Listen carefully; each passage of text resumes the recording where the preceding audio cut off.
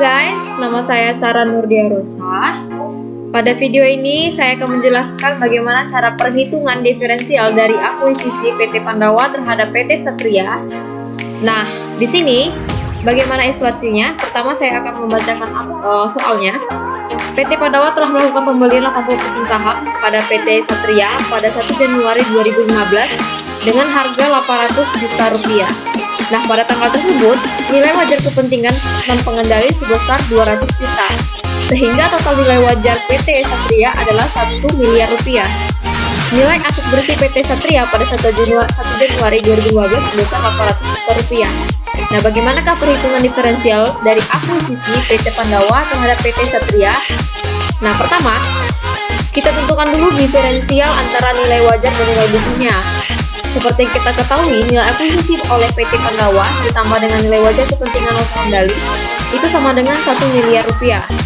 Kemudian pada nilai buku aset bersih PT Satria, saham biasanya itu menunjukkan 500 juta rupiah dan saldo labanya 300 juta rupiah. Total dari saham biasa dan saldo laba ini sendiri adalah 800 juta rupiah.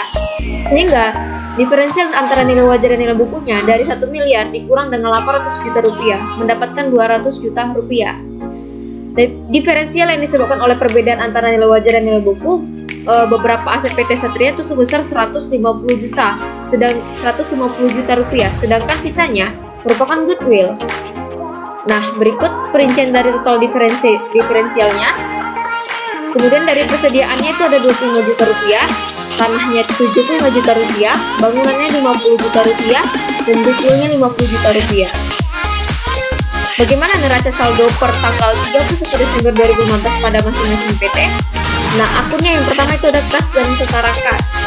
Di PT Pandawa, di debitnya itu mendapat dari 5 miliar 150 juta rupiah, dan pada PT Satria di debitnya 740 juta rupiah. Bagaimana piutang usahanya? Pada PT Pandawa, piutang usaha di debit itu mendapatkan 2 miliar, sedangkan pada PT Satria itu 200 juta rupiah. Persediaan dari PT Pandawa itu 800 juta rupiah di posisi debit, sedangkan di PT Satria itu 150 juta. Investasi pada PT Satria itu 813 juta rupiah pada PT Pandawa. Nah, tanahnya sendiri itu 1,5 miliar rupiah, dan pada PT Satria itu 550 juta rupiah. Bangunan peralatan itu 2,4 miliar rupiah, sedangkan pada PT Satria itu 300 juta rupiah. Kemudian teman-teman bisa melihat sendiri di sini bagaimana tabel dari neraca saldo per 31 Desember 2015. Kemudian kita bisa lanjut. Nah, di sini pada masing-masing PT kita telah mendapatkan balance-nya. Totalnya masing-masing mendapatkan 17 miliar 8 juta rupiah. Dan pada debitnya PT Satria itu 2 miliar 540 juta rupiah. Nah, itu informasi tambahan sendiri.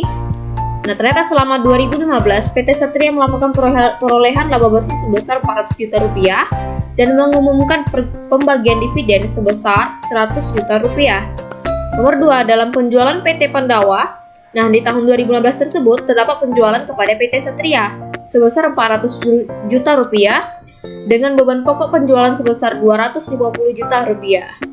Sampai 31 Desember 2015, nah persediaan tersebut ternyata baru terjual 40%. Dan ketiga, dalam penjualan PT Satria tahun 2015 terdapat penjualan kepada PT Pandawa sebesar 200 juta rupiah dengan beban pokok penjualannya atau BPP-nya itu sebesar 80 juta rupiah. Pada sampai 31 Desember persediaan tersebut belum terjual seluruhnya. Kemudian pada bulan Desember 2015, PT Pandawa menyewakan peralatan kepada PT Satria atas jasa tersebut. Nah, PT Satria tersebut harus membayar biaya sebesar 26 juta rupiah. Hingga akhir 2015, PT Satria belum melakukan pembayaran. 5. Pada 1 Januari 2015, PT Pandawa menjual tanah kepada PT Satria seharga 650 juta rupiah. Tanah tersebut dibeli PT Pandawa 5 tahun yang lalu pada harga 625 juta rupiah.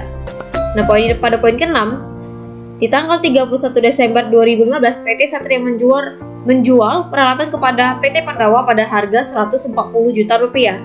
PT Satria sudah menggunakan peralatan tersebut ternyata sudah selama 3 tahun dan kemungkinan peralatan tersebut masih digunakan 5 tahun lagi. Nah, di sini ada prosedur konsolidasian tahun 2015. Nah, di sini pencatatannya pada PT Pandawa 2015. PT Pandawa mencatat investasinya di PT Satria dengan menggunakan metode ekuitas. Maka pencatatan yang dibuat pada PT Pandawa selama tahun 2015 adalah sebagai berikut. Pada tanggal 1 Januari 2015, investasi pada PT Satria posisi debit itu 800 juta rupiah, maka kas di kredit 800 juta rupiah. Pada akhir tahun 31 Desember 2015, investasi pada PT Satria itu 320 juta rupiah. Kemudian bagian laba atas PT Satria itu 320 juta rupiah. Ada poin penting di sini mencatat bagian PT Pandawa atas laba bersih PT Satria itu 400 juta dikali 80%. Nah, maka tanggal 31 Desember 2015, kas mendapat 80 juta rupiah dan investasi pada PT Satria itu 80 juta rupiah. Kemudian di sini, persediaan yang menyebabkan munculnya diferensial pada tanggal akuisisi seluruhnya terjual, maka diferensial sebesar 25 juta rupiah seluruhnya sudah diamortisasi. Sedangkan bangunan memiliki sisa umur manfaat bangunan tersebut adalah 10 tahun, sehingga diferensial akan diamortisasi selama 10 tahun. Nah, nilai amortisasi tiap tahunnya adalah 5 juta rupiah. Dari mana dapat 5 juta rupiah ini sendiri? Itu dari harga 50.000 per tahunnya. Nah, pada tahun 2015 tidak terdapat penurunan nilai atas goodwill-nya, sehingga amortisasi diferensial yang harus dicatat untuk tahun 2015 sebesar 30 juta rupiah. Kemudian dari amortisasi tersebut dikali dengan porsi kepemilikan PT Pandawa, sehingga kita dapat jurnal pada tanggal 31 Desember 2015 bagian laba atas PT Satria mendapat 30 juta rupiah. Investasi pada PT Satria itu 30 juta rupiah. Lalu di sini ada pencatatan atas keuntungan yang belum terrealisasi pada PT Pandawa, maka jurnalnya sebagai berikut. Pada tanggal 31 Desember 2015, bagian laba pada atas PT Satria itu 90 juta rupiah. Investasi pada PT Satria itu 90 juta rupiah. Atas transaksi penjualan persediaan dari PT Satria ke induknya, PT Satria memperoleh keuntungan sebesar 120 juta rupiah, yaitu pengurangan dari 200 juta rupiah dengan 80 juta rupiah. Hingga akhir 2015 seluruh persediaan tersebut belum terjual, sehingga seluruh keuntungan belum terrealisasi. Karena transaksi ini merupakan transaksi hilir, maka PT Pandawa akan mencatat sebagai sebesar bagian kepemilikannya. Berikut jurnalnya itu pada tanggal 31 Desember 2015. Di sini dikatakan bagian laba atas PT Satria 96 juta dan investasi pada PT Satria itu 96 juta. Lalu kita dapat melihat di sini buku besar investasi pada PT Satria dan bagian laba atas PT Satria per 31 Desember 2015. Nah, kemudian ini adalah tabel dari investasi pada PT Satria sendiri. Ada akuisisi 800 juta rupiah, laba bersih 320 juta rupiah. Nah, di bagian kredit itu adalah dividen 80 juta rupiah, amortisasi diferensialnya 24 juta rupiah, keuntungan belum terrealisasi itu 90 juta rupiah, keuntungan belum terrealisasi 96 juta rupiah. Keuntungan belum terrealisasi berikutnya adalah 25 juta rupiah. Nah, kerugian belum terrealisasinya 8 juta rupiah, sehingga total dari investasi pada PT Satria sendiri itu 813 juta rupiah. Kemudian di sini ada tabel bagian laba atas PT Satria. Di sini laba tersebut mendapatkan 93 juta rupiah. Di sini ada jurnal eliminasi, perhitungan nilai aset bersih PT Pandawa dan bagian PT Satria, dan kepentingan pengendali atas aset bersih tersebut. Nah, di sini ada tabel perhitungan jurnal eliminasi. Di sini PT Pandawa mendapat hak kepemilikan 80% dan Kepemilikan pengendalian itu 20%. Sama dengan saham biasa. Kemudian saldonya ada 300 juta rupiah, sehingga saldo akhir dari PT Pandawa itu sendiri 880 juta. Dan kepemilikan dan pengendalian itu 220 juta. Dan di sini ada poin 22E, ada jurnal eliminasi yang merupakan jurnal eliminasi dasar yang dibuat untuk mengeliminasi bagian laba dan dividen PT Pandawa dan kepentingan dan pengendali serta investasi awal PT Pandawa di PT Satria. Dan berikut adalah schedule perhitungan saldo diferensial selama tahun 2015. PT Pandawa memiliki 80%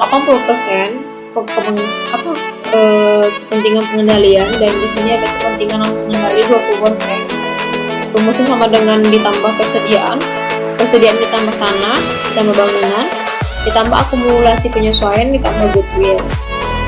Pada poin 23E adalah jurnal eliminasi yang harus dibuat untuk amortisasi diferensial. Kemudian ada persediaan ini oleh PT Satria dari PT Pandawa yang baru terjual itu sebesar 40%, sehingga terdapat keuntungan atas penjualan yang belum terrealisasi. Di sini dapat teman-teman lihat sendiri pada poin 24E jurnal eliminasinya. Kemudian di sini ada poin 25E. 25E ini jurnalnya itu persediaan yang diperoleh PT Pandawa dari PT Satria sebelum terjual seluruhnya di akhir tahun 2015. Sehingga seluruh keuntungan atas penjualan tersebut belum dapat diakui dalam laporan keuangan konsolidasian. Ada juga pada jurnal poin 26E dan 27E. Ini adalah atas pemberian jasa sewa oleh PT Pandawa ke PT Satria yang harus dibuat jurnal untuk mengeliminasi pendapatan sewa dan beban sewa, serta utang piutang yang disebabkan oleh transaksi tersebut.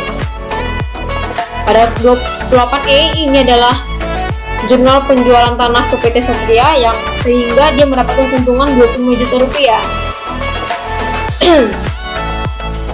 Lalu ada kertas kerja. Nah, kertas kerja ini fungsinya untuk menyusun laporan keuangan konsolidasian sendiri. Nah, ini ada kertas kerja konsolidasian pada tahun 2015. Oke, teman-teman dapat melihat bagaimana susunan kertas kerja konsolidasian sini, dan di sini telah disimpulkan bagaimana laba bersih konsolidasi yang pada PT Pandawa itu 2,5 miliar. Kemudian pada PT Satria 400 juta rupiah. Dan bagaimana jurnal eliminasinya di debit 798 juta rupiah dan kredit 450 juta rupiah, sehingga konsolidasi yang didapat yaitu 2,5 miliar rupiah.